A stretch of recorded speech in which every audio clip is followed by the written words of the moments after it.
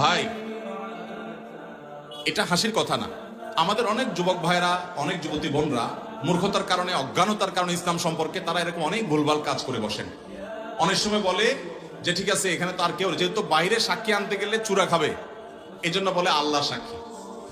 একটা কথা আছে না, অতিভক্তি চোরের লক্ষণ। বাংলা একটা কথা আছে না, অতিভক্তি কিসের লক্ষণ? এত মানুষ থাকতে তুমি আল্লাহর সাক্ষী বানাই দিচ্ছ। আরে বাবা, কি আল্লাহর ওলি যে ডাইরেক্ট আল্লাহর সাক্ষী বানাই ফেলতেছে? এই অতিভক্তিটার লক্ষণ কিসের? চোরের। যে মা বাপ, ভাই বোন, হ্যাঁ, আত্মীয় স্বজন এসে সাক্ষী হবে বিয়েতে, তাদেরকে ডাকলে তো চূড়া খাবে, যেহেতু চোরাইয়ের কাজ করতেছে, এই জন্য সাক্ষী বানায় কারে? আল্লাহকে। এগুলা বিয়ে হবে না, সাক্ষী মানুষকে বানাতে হবে। ঠিক আছে, কিভাবে? আবার বলে কবুল বলছি। কবুল একবার কেন 1000 বার জিকির করলো বিয়ে হবে? এত সহজ না চান্দু।